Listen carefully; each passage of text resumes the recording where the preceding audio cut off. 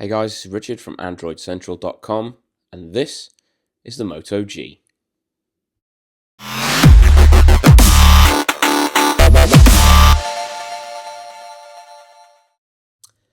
So the Moto G is Motorola's affordable wonder.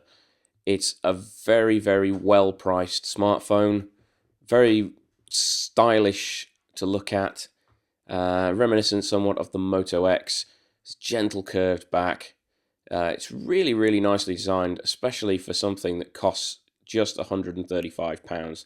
Taking a hardware tour, we have a front-facing camera, 720p display at 4.5 inches on the front, standard micro USB slot down the bottom, volume rocker and power button here on the right hand side.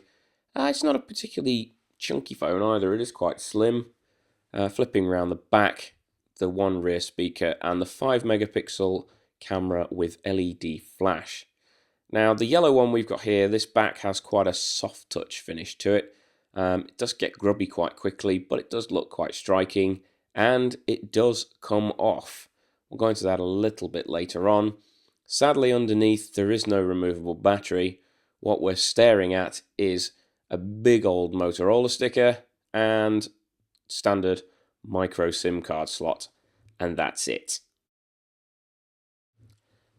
So on the front here we've got this 1280 by 720 resolution display at 4.5 inches. It's a very nice 329 ppi, and we've got a Qualcomm Snapdragon 400 processor underneath with a gigabyte of RAM, and that propels a bare stock-ish looking Android 4.3 experience very, very well. Again, we'll keep mentioning the price over and over again. This 8GB version we've got here costs £135. It comes with Android 4.3, and arguably it runs it as well as the current Nexus 4. It's a very, very well put together phone. Performs very, very nicely, and you know there is very little in the way of bloat. Motorola's added some applications, but they've kind of worked hard on keeping the experience very much as Google intended it and tailoring it to the hardware. So we mentioned some of those Motorola apps. What we have here is Moto Assist. Unlike the Moto X version, there is no driving mode here, but we do have one for meeting and we have one for sleeping. You enter your various parameters and the phone will behave in a certain way based on that. We also have Motorola Migrate, which is to help people moving from a new phone, moving to this phone from an old phone, transferring their particulars across. There's also an FM radio, but you need headphones plugged in for that.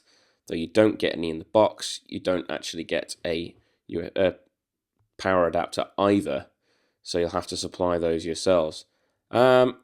And then we also have the Motorola camera app.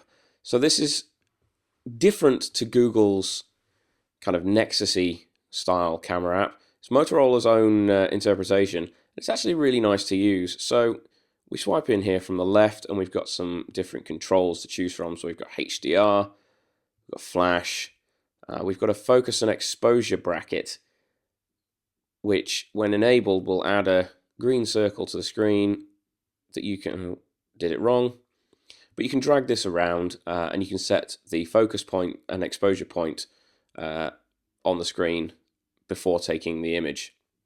So hopefully trying to help you get a better picture. We've also got a slow motion video mode, which is interesting. I haven't tried that one out yet.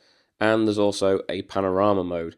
But all of these are available just from swiping in from the left-hand side of the screen, swipe away to get rid of it. 2 buttons for video, one for front-facing camera. Hello there. And then a swipe in from the right takes you straight into your gallery.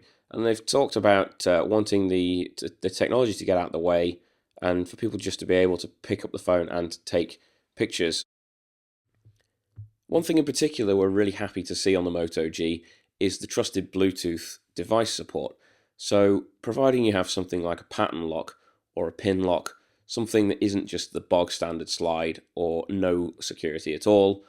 You can pair a Bluetooth device to your Moto G, so like a smartwatch, Bluetooth headphones perhaps, and when that device is connected to your phone, your lock screen is disabled.